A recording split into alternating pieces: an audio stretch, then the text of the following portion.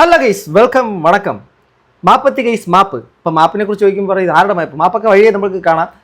കഴിഞ്ഞ ദിവസം ടിനി ടോം നമ്മുടെ സുരേഷ് ഗോപി ട്രോളിയിട്ടുണ്ടായിരുന്നു. അതുമായിട്ട് ബന്ധപ്പെട്ടുള്ള മാപ്പാണ് പറയാൻ വേണ്ടിയിട്ട് പോകുന്നത്. അതിനു മുമ്പ് എനിക്ക് തൃശ്ശൂരിലുള്ള ആൾക്കാരാരെങ്കിലും എൻ്റെ വീഡിയോ കാണുന്നെങ്കിൽ നിങ്ങളോടുള്ളൊരു ചോദ്യമാണ്. വളരെ റിലവൻ്റ് ആയിട്ടുള്ളൊരു കാര്യമാണ്. ഈ ചുറ്റുപാടുള്ള എല്ലാ കമൻറ്റ് ബോക്സിലും സുരേഷ് ഗോപിയുടെ കമൻറ്റ് ബോക്സിൻ്റെ അകത്ത് താഴെ കാണുന്നൊരു സംഭവമാണ്. തൃശ്ശൂർക്കാരൻ എന്ന് അല്ലെങ്കിൽ തൃശ്ശൂർക്കാരി എന്നുള്ള നിലയിൽ ലജ്ജിക്കുന്നു, തലതാഴ്ത്തുന്നു. നിങ്ങൾക്ക് ആർക്കെങ്കിലും അങ്ങനെ തോന്നുന്നുണ്ടോ? നമ്മുടെ സുരേഷ് ഗോപിയെ വിജയിപ്പിച്ച് വിട്ടതിൽ അല്ലെങ്കിൽ തൃശ്ശൂർക്കാരൻ എന്ന നിലയിൽ അയാൾ അവിടെ നിന്ന് വിജയിച്ചു പോയതിൽ, അയാൾ എന്ന് പറഞ്ഞാൽ അദ്ദേഹം അവിടെ നിന്ന് വിജയിച്ചു പോയതിനകത്ത് നിങ്ങൾക്ക് ആർക്കെങ്കിലും അദ്ദേഹത്തിനോട് നീരസമോ വെറുപ്പോ താല്പര്യക്കുറവോ ഒക്കെ ഉണ്ടെങ്കിൽ താഴെ ഒന്ന് കമൻറ്റ് ചെയ്യണം. അറിയാൻ വേണ്ടിയിട്ടാട്ടോ. നിങ്ങൾ അദ്ദേഹത്തെ ഇഷ്ടപ്പെടുന്നുണ്ടോ? As a person Suresh Gopi ചെയ്തിട്ടുള്ള ഒരുപാട് നമ്മുടെ സമൂഹത്തിന് ഗുണകരമായിട്ടുള്ള ഒരുപാട് പേർക്ക് നല്ല കാര്യങ്ങൾ അദ്ദേഹം ചെയ്തതിനൊക്കെ ഞാൻ വളരെ പോസിറ്റീവായിട്ട് കണ്ട ഒരാളാണ്. ഇന്നും അങ്ങനെ തന്നെ കാണുന്നു. പക്ഷേ റീസെൻ്റ്ലി അദ്ദേഹം നടത്തുന്ന പല കാര്യങ്ങളും ഒരു അടിമ ഉടമ സിസ്റ്റം പരിപാടി പോലെ, ഒരു രാജാവും ഒരു മാടമ്പി, ഒരു പ്രഭുവിൻ്റെയൊക്കെ ഒരു രീതിയിലേക്കുള്ള ഒരു സംഭവം പോലെ, ഒരു സിനിമാ സ്റ്റൈൽ ഡയലോഗ് പോലെയുള്ള പുള്ളിയുടെ ഒരു മൊത്തത്തിലുള്ള സംഭവങ്ങൾ, ഒരു സംഭവം സംതിങ്. ഓക്കെ, നമ്മളെല്ലാവരും ചിന്തിക്കും, സിനിമയിൽ കാണുന്ന ഒരാൾ റിയൽ ലൈഫിനകത്ത് ആയിക്കഴിഞ്ഞാൽ അതേപോലെ നീ നോക്കിക്കോ, ഞാൻ കാണിച്ചു തരാം എന്നൊക്കെ പറഞ്ഞിട്ടേ. സോ നിങ്ങളുടെ അഭിപ്രായം കമന്റ് ബോക്സിൽ രേഖപ്പെടുത്താം. അദ്ദേഹത്തിന് ഇഷ്ടപ്പെടുന്ന ഒരാളാണ് ഞാൻ. പക്ഷേ അദ്ദേഹത്തിൻ്റെ ചില പൊളിറ്റിക്കൽ സ്റ്റാൻഡും ചില പരിപാടികളോടും എനിക്ക് വ്യക്തിപരമായ വിയോജിപ്പുണ്ട്. ഇനി എന്താണ് ടിനി ടോമിൻ്റെ മാപ്പിന് മുമ്പുള്ള വീഡിയോയും? ആദ്യം ടിനി ടോം എന്താണ് പറഞ്ഞതുള്ളത്? ടിനി ടോമിനെ കുറിച്ച് എനിക്ക് വളരെ നല്ല അഭിപ്രായമാണ്. സ്വന്തം ശബ്ദത്തിൽ ഒരു അണുകിട വ്യത്യാസമില്ലാതെ മറ്റുള്ളവർ അനുകരിക്കാൻ കഴിവുള്ള ഇതുപോലത്തെ ഒരു പ്രതിഭയുള്ള ഒരു മനുഷ്യൻ ഈ ലോകത്ത് തന്നെ കാണത്തില്ല. സ്വന്തം ശബ്ദത്തിൽ ഒരു അണുകിട മാറ്റം പോലും ഇല്ലാതെ മറ്റൊരു വ്യക്തിയുടെ ശബ്ദം അനുകരിക്കാൻ ശ്രമിക്കുന്ന ഒരാൾ ലോകത്ത് തന്നെ കാണത്തില്ല. അതുപോലെ തന്നെയാണ് ടിനി ടോം. അദ്ദേഹം ഒരു അതിശയമാണ് മലയാള സിനിമയ്ക്കകത്ത്, സീരിയസ്ലി. കാരണം എന്താണ് അദ്ദേഹത്തിൻ്റെ ഒരു അമൂല്യമായ കഴിവുകൾ എന്നുള്ള കാര്യത്തെ കുറിച്ച് എനിക്കിപ്പോഴും ഒരു ധാരണ വന്നിട്ടില്ല. സോ നമുക്ക് കേൾക്കാം. എന്തായാലും തൃശ്ശൂർ ബന്ധപ്പെട്ട ഒരു സ്ഥലമായതുകൊണ്ട് തൃശ്ശൂർ ബന്ധപ്പെട്ട ഒരാളുണ്ട്. അദ്ദേഹം ഉണ്ടായിരുന്നെങ്കിൽ നന്നായിരുന്നു. കാരണം അങ്ങനെയാണെങ്കിൽ പറഞ്ഞേനെ, നിഖായൻ എനിക്ക് വേണം, നിങ്ങളതെനിക്ക് തരണം, അങ്ങനെ പറഞ്ഞിരുന്ന ആള് പിന്ന് കാലത്തെ മുതലെടുത്തോട്ട് വെച്ചത് നിങ്ങളൊക്കെ ആരാ മാധ്യമോ? എനിക്ക് ജനങ്ങളോടെ പറയാനുള്ളൂ, നിങ്ങളോടൊന്നുമില്ല. ഈ പള്ളിയിലൊക്കെ കുരിശൊക്കെ പിടിച്ചിരിക്കുന്ന പോലെ. അപ്പൊ അങ്ങനെയാണ് അദ്ദേഹം ആരാണത്? അപ്പോൾ സുരേഷ് ഗോപിയെ കുറിച്ച് ഇദ്ദേഹം പറഞ്ഞൊരു കാര്യം ഒരൊറ്റ സ്ട്രെച്ചിൽ പറഞ്ഞു പോകുന്ന കാര്യമാണ്. അതായത് നിങ്ങളൊക്കെ ആരാന്ന് ആദ്യം മാധ്യമങ്ങളോട് റീസെൻ്റ്ലി പുള്ളിക്കാരൻ ചോദിച്ചു. ആ വീഡിയോ നമുക്ക് പ്ലേ ചെയ്യാം. പക്ഷേ ഈ കോണ്ടെക്സ്റ്റ് നോക്കുക. അദ്ദേഹം മിഖായൽ എന്ന് പറയുന്നൊരു ജ്വല്ലറി ഇനാഗുറേഷൻ അവിടെ പോയ സമയത്ത് അവിടെ സംസാരിക്കുന്ന ഒരു കാര്യം ഈ തൃശ്ശൂരുമായിട്ട് ബന്ധപ്പെട്ടുള്ള കാര്യമാണെന്ന് പറഞ്ഞതുകൊണ്ട് ഒരാളെ കുറിച്ച് സംസാരിക്കാതിരിക്കാൻ പറ്റത്തില്ല. സുരേഷ് ഗോപിയെ കുറിച്ച് പറയുന്നു. സുരേഷ് ഗോപിയെ മിഖായൽ എനിക്ക് തരണം എന്നൊക്കെ മുമ്പ് പറഞ്ഞ ഒരു ഡയലോഗുമായിട്ട് കണക്ട് ചെയ്ത് പറഞ്ഞു. എനിക്കിത് വേണം, തന്നേ പറ്റൂ എന്നൊക്കെ പറഞ്ഞില്ല, അത് പണ്ടത്തത്. അതിനുശേഷം ഇപ്പോഴാണെങ്കിൽ പുള്ളിക്കാരൻ പറയും നിങ്ങളൊക്കെ ആരാ എനിക്ക് ജനങ്ങളോട് എന്നൊക്കെ പറഞ്ഞിട്ട് പുള്ളിയെ അങ്ങോട്ട് ട്രോൾ ചെയ്യുക പരിപാടിയാണ്. പക്ഷേ ട്രോളി കഴിഞ്ഞാൽ എന്ത് ചെയ്യണം? ട്രോളി അടുത്ത് ഉറച്ചു നിൽക്കണം. എന്താ ചെയ്യുക? നമ്മുടെ ഇദ്ദേഹമൊക്കെ ആണെങ്കിൽ അറിയാമല്ലോ, കാവൽ മലക്കമാരേ, അത് ഈ പറഞ്ഞ ആൾക്കാരുടെയൊക്കെ ഒരു കാവലായിട്ടൊക്കെ നിൽക്കുന്ന ഒരാൾ പോലെയാണ് എനിക്ക് പല സമയത്ത് പുള്ളിക്ക് തോന്നിയത്. ഒരു പ്രത്യേക ഒരു സ്റ്റാൻഡൊന്നും പുള്ളിക്കുള്ളതുപോലെ തോന്നിയിട്ട് കൂടിയില്ല. സോ അതുകൊണ്ട് തന്നെ പുള്ളിക്കാരൻ എനിക്ക് പ്രത്യേകിച്ച് പുള്ളിയോട് നീരസമൊന്നുമില്ല. കാരണം പുള്ളിയുടെ ഇതൊക്കെ ഇങ്ങനെ വരുള്ളൂ നമുക്കറിയാം. സോ ഈ കമൻറ്റ് ബോക്സിൽ പോലും പുള്ളിക്കാരനെ അനുകൂലിച്ചു. ഇത് കലക്കി പൊളി ധൈര്യം എന്നൊക്കെ പറഞ്ഞു. നല്ലത് കണ്ടാൽ നല്ലത് പറഞ്ഞു. അടിപൊളി, സൂപ്പറായി അനുകരിച്ചു. ടിനി ചേട്ടൻ സൂപ്പറായി, ഈ പ്രാവശ്യം അടിപൊളി, ആദ്യമായി നല്ലൊരു ഡയലോഗ് കേട്ടു, ഇത് കറക്റ്റ് ശബ്ദം എന്നൊക്കെ പറഞ്ഞ് പുള്ളി അങ്ങ് പൊക്കി പറയാം, കംപ്ലീറ്റ് ചെയ്യാം. ഓക്കെ, ഇതാണ് സംഭവം നടന്നിട്ടുള്ളത്. ഇനി ഇതിന് ശേഷം പുള്ളിക്കാരൻ എന്താണ് പറയുന്നുള്ള കാര്യം നമുക്ക് നോക്കാം. അതിന് കാരണമായിട്ടുള്ള സുരേഷ് ഗോപിയുടെ ആ ഡയലോഗ് നമുക്ക് ആദ്യം കേൾക്കാം. എന്തുകൊണ്ടാണ് ഇദ്ദേഹം ട്രോളാനുള്ള കാരണം നോക്കാം. നിങ്ങൾ ആരാണ്? നിങ്ങൾ ആരോടാ ചോദിക്കുന്നത്? വളരെ സൂക്ഷിച്ച് സംസാരിക്കണം. മാധ്യമാരാ ഇവിടുത്തെ ജനങ്ങളാണ് വലുത്. Please be careful. ഏതാ ചാനൽ? ഏതാ ചാനൽ? ബെസ്റ്റ്.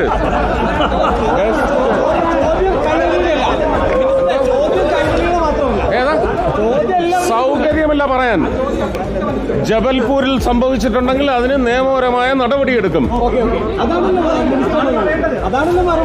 പിന്നെ നിങ്ങൾ അതങ്ങ് ബ്രിട്ടാസിന്റെ വീട്ടിൽ കൊണ്ടുവച്ചാൽ മതി കേട്ടോ.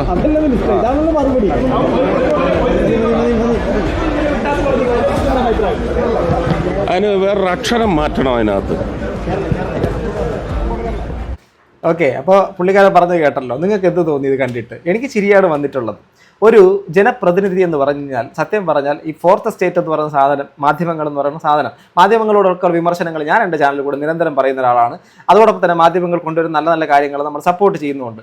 പക്ഷേ അദ്ദേഹം ഒരു ജനപ്രതിനിധിയാണ്. അദ്ദേഹത്തിനോട് ജബൽപൂരുമായിട്ട് ബന്ധപ്പെട്ട വിഷയത്തിനോട് കാര്യം ചോദിച്ചപ്പോൾ പുള്ളിക്കാരൻ പറഞ്ഞ മറുപടിയാണ് ഈ ഒരു തരത്തിലേക്ക് എത്തിയത്. അപ്പോൾ അതിനകത്ത് മറ്റ് മാധ്യമക്കാർ ആരാണ്, കൈരളിക്കാരനാണോ, ഓക്കെ പിന്നൊന്നും പറയണ്ട, പിന്നെ ബ്രിട്ടാസിന്റെ വീട്ടിൽ പോയി പറഞ്ഞാൽ മതി എന്നൊക്കെ പറഞ്ഞിട്ട് ഒരു സിനിമ സ്റ്റൈൽ ഡയലോഗുകളുടെ ഒരു പരമ്പര പോലെ സംസാരിക്കുന്ന ഒരു യാന്ത്രികമായ സംസാരം. സോ അത് അദ്ദേഹത്തിൻ്റെ ഇഷ്ടമാണ്, എന്തൊക്കെ സംസാരിക്കേണ്ട. അതിനുശേഷം അദ്ദേഹം PWDയോ ഗസ്റ്റ് ഹൗസിൽ എന്തൊക്കെ പോയ സമയത്ത് മിണ്ടാതെ പോകുന്നത് കണ്ടു, സംസാരിക്കാതൊക്കെ പോകുന്നത് കണ്ടു. സോ അങ്ങനെയൊക്കെ ഇത് പുള്ളി ഇപ്പോഴൊന്നുമല്ല, പുള്ളി ഇതിനു മുമ്പ് ഒരു സംഭവം നടത്തിയിട്ടുണ്ട്, കാണിച്ചു തരാം. തൃശൂരിൽ സ്ഥാനാർത്ഥിയാകുമെന്ന രാഷ്ട്രീയ ചർച്ച കൊടുമ്പിരി കൊള്ളുമ്പോൾ തന്നെ സുരേഷ് ഗോപി തന്റെ സിനിമാ കഥാപാത്രങ്ങളെ ജീവിതത്തിലും ആവാഹിക്കാൻ തുടങ്ങിയിരുന്നു. ആദ്യ വിവാദം 2023 ഒക്ടോബർ 27 കോഴിക്കോട്ടെ സ്വകാര്യ ഹോട്ടലിൽ വെച്ച്. ചോദ്യങ്ങൾ ചോദിക്കുന്നതിനിടെ സുരേഷ് ഗോപി മാധ്യമപ്രവർത്തകയുടെ തോളിൽ കൈവച്ചതും ഒഴിഞ്ഞുമാറിയിട്ടും അത് ആവർത്തിച്ചതും ആദ്യ വിവാദം. നോക്കട്ടെ മോളെ, കേട്ടാ എല്ലാരും ഒന്ന് കാത്തിരിക്കട്ടെ. കരുതലിന്റെ വാത്സല്യപൂർവ്വമുള്ള പെരുമാറ്റമെന്നായിരുന്നു അന്ന് സുരേഷ് ഗോപിയുടെ വിശദീകരണം. പിന്നീട് പരിഹാസരൂപേണ ഒഴിഞ്ഞുമാറിയതും ഭരത് ചന്ദ്രന്റെ ചില നമ്പറുകളായിരുന്നു.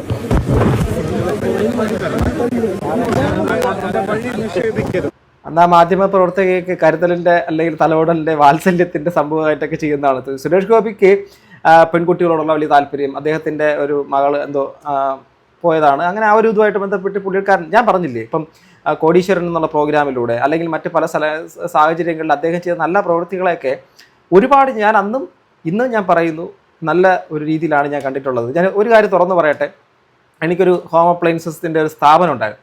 ഓക്കെ, അത് പിന്നില്ല.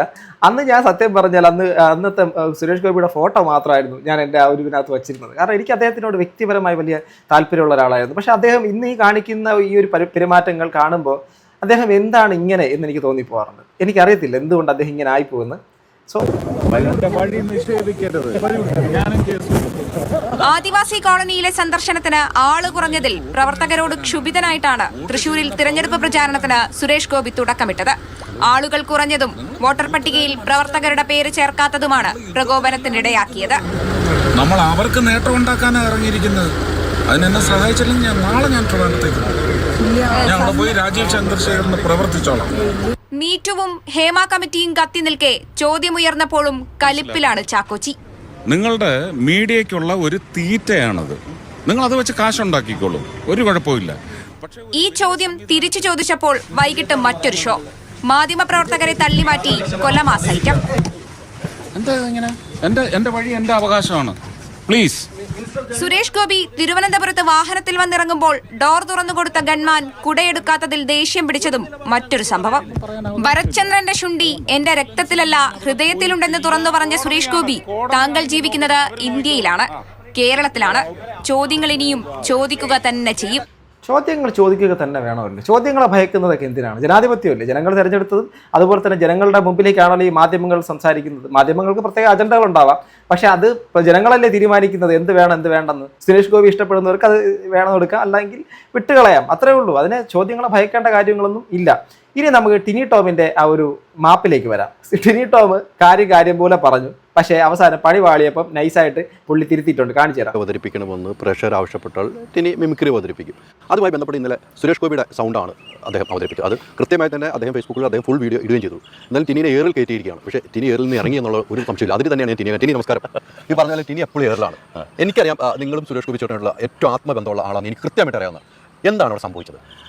മിഖായൽ എന്ന് പറഞ്ഞൊരു സ്ഥാപനത്തിന്റെ ഉദ്ഘാടനം വരുന്നത് 5 സ്ഥാപനങ്ങൾ ഒരുമിച്ച് ചെയ്യുന്നത്. ശിവാജി ഗുരുവാരുണ്ട്, അവിടെയുള്ള എല്ലാ പാർട്ടിയുടെ ആൾക്കാരുണ്ട്. സ്വർണ്ണക്കടയുടെ ഉദ്ഘാടനമായിരുന്നു. ഞാൻ സ്വർണ്ണക്കടയായിരുന്നു. അവിടെ അക്ഷയ സെന്റർ പോലത്തെ ഒരു സെന്റർ ഉണ്ട്, അതിൻ്റെ ഒരു ഉദ്ഘാടനമുണ്ട്.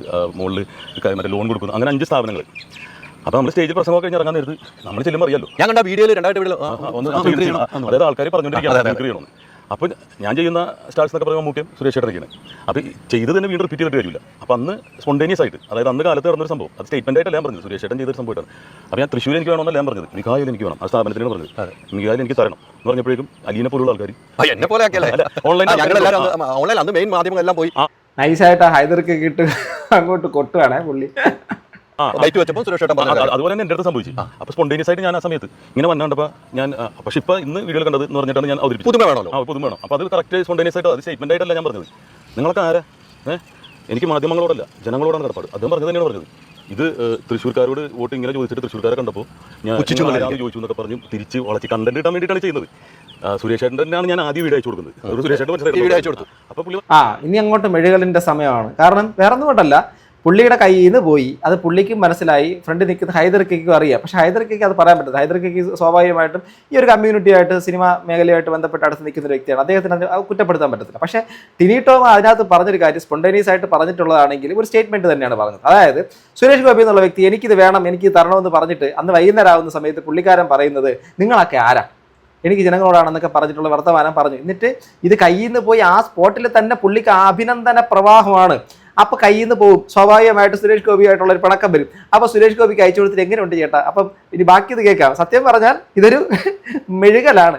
ഓക്കെ, വേറൊന്നും പറഞ്ഞില്ല, കുഴപ്പമില്ല, ഞാൻ നിന്നെ തിരിച്ചാണ് തിരിച്ചോളാം. കാരണം സുരേഷ് ചേട്ടനുള്ള ഒരു ബന്ധം എന്ന് പറഞ്ഞിട്ടുണ്ടെങ്കിൽ അപ്പോൾ പുള്ളിക്കാരൻ അയച്ചു കൊടുത്ത് കണ്ടതിന് ശേഷം പുള്ളിക്കാരൻ പറഞ്ഞിട്ടില്ലേ, ഞാൻ നിന്നെ അനുകരിച്ചോളാം, വരട്ടെ മോനെ, ഞാൻ നോക്കിക്കോളാം നിന്നെ കേട്ടോ എന്നുള്ള രീതിയിൽ പറഞ്ഞിട്ടുണ്ടായിരിക്കും. സാറ് ബന്ധമല്ല, അത് രാഷ്ട്രീയമായിട്ട് ഞാൻ പിന്തുടരുന്നതല്ല. അദ്ദേഹത്തിന്റെ വ്യക്തിത്വമാണ്. ഇപ്പോൾ അരിയുടെ തന്നെ ചോദിക്കാം, അദ്ദേഹം ഇപ്പോൾ രാഷ്ട്രീയമായിട്ട് തർക്കം വഴക്കുള്ള ഒരാളല്ല. പെട്ടെന്ന് ശുഭിതനാവും, പെട്ടെന്ന് ഇമോഷൻസ്, സാധാരണ ഒരു മനുഷ്യൻ്റെ ഇമോഷൻ, അത് എനിക്ക് കൂടെ നടക്കുന്നുണ്ട് അറിയാം. പക്ഷേ അത് അപ്പം തന്നെ മറന്നു പോകും. ഒരാളെ ദ്രോഹിക്കരുത് എന്നുള്ള പുള്ളിയുടെ മനസ്സിലുണ്ട്. എന്നാൽ ടി വിയുടെ ആ ഒരു മേ ബി ഇത് ചിലപ്പോൾ സത്യമായിരിക്കാം. കാരണം പുള്ളിക്കാരെ ദ്രോഹിക്കണമെന്നുള്ള ചിന്ത വരത്തില്ല. ഞാൻ ഇപ്പം സുരേഷ് ഗോപിയോടൊക്കെ രാഷ്ട്രീയമായിട്ടുള്ള എതിർപ്പ് എനിക്കുണ്ട്.